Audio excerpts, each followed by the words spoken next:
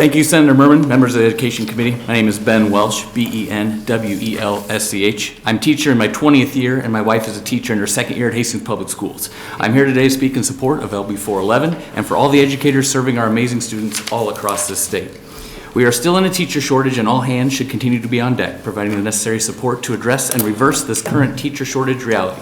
Local schools, state legislators, and the State Board of Education should all share a responsibility in doing their part to help bring on and retain more teachers for our schools.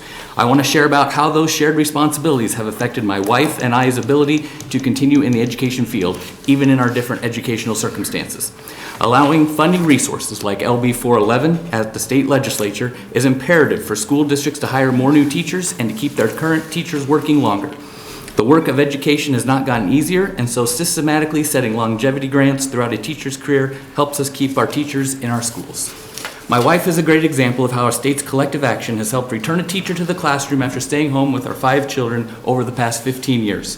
The State Board of Education has continued to remove barriers for teachers who have gap years in their teaching and are able to come back into the classroom sooner with fewer extra recertification steps. Also, this legislature 2 years ago established the 2nd, 4th, and 6th year $2,500 retention teaching grants. This grant system has been a great first step in prioritizing the value of educators and the work we are doing for our students. The unfortunate part about these retention grants, though, is they are only funded on a first-come, first-served basis. The fund wasn't big enough to cover all eligible teachers in those original bills. All educators who are eligible can't currently receive these grant dollars and are being left out. I'm glad my wife was able to click on the submit button fast enough on the website to qualify this year during year 2. We need legislation like LB411 to guarantee all teachers every year from 1 through 6 would qualify to receive these funds for those years of service. As a 20-year educator myself, I can no longer receive longevity steps in my district salary schedule. Our local school district knew we needed help address teacher retention and recruitment also. The teachers and school board decided we should adjust our salary schedule to front-load dollars for our new teachers in years 1 through 3 to help increase our base salary and help with teacher recruitment. We also adjusted increased amounts on the final steps of our salary schedule for years 15 plus to help retain our teachers and set up a more successful retirement. Local leaders are working hard to address teacher retention and recruitment.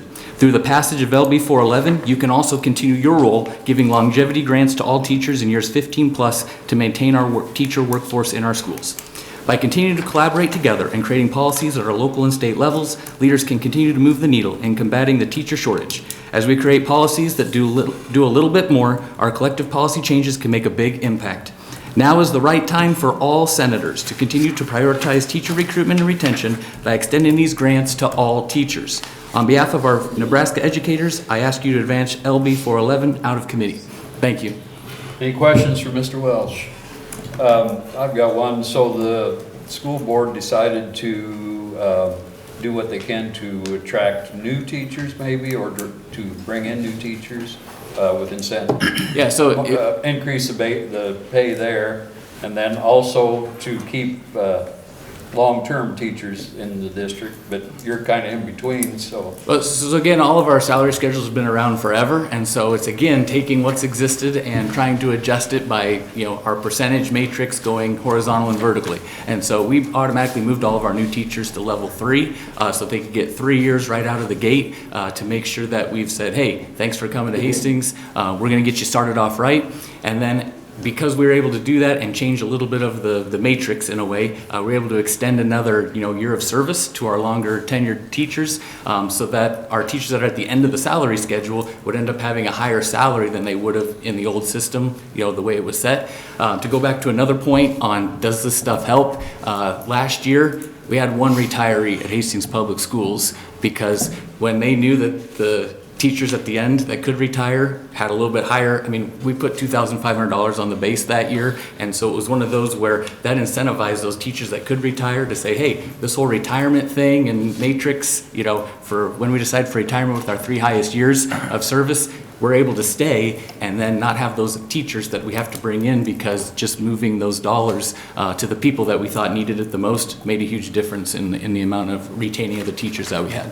Okay, thank you. Any other questions? Senator Lineski. Thank you, Chair Merman. Thank you for being here.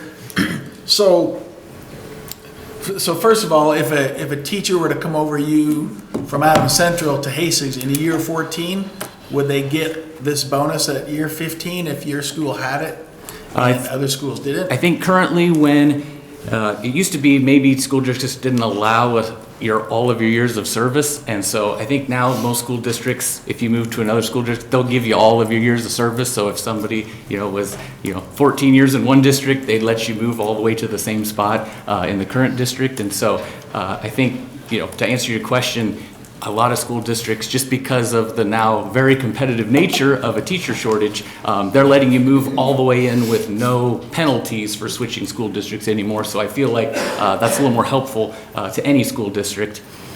Okay. And then my second question, so the retention of your senior teachers, just by adding a little bonus, the retention was greater than the burnout?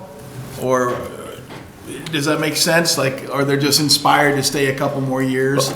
I'm sure it's a little bit of, if they've already, taught for 30, 35, 40 years, if the difference between me retiring at a certain dollar amount and staying 3 more years after 35 or 40 years of teaching, I think they'd be like, yeah, I'll do 3 more years of teaching at a higher Overcomes the amount. burnout. So, yeah. And technically, Senator Lanowski, we actually, for the first time, had our new teachers make more money than the Adams Central School teachers. So we actually did our job to be a little more competitive. So that was part of the whole thing also. I just hope you're not stealing. No, I don't think anybody's ever been stealing each Between other's us, we teachers. probably have so. the best 2 districts, but if you have to tell people that, maybe we don't.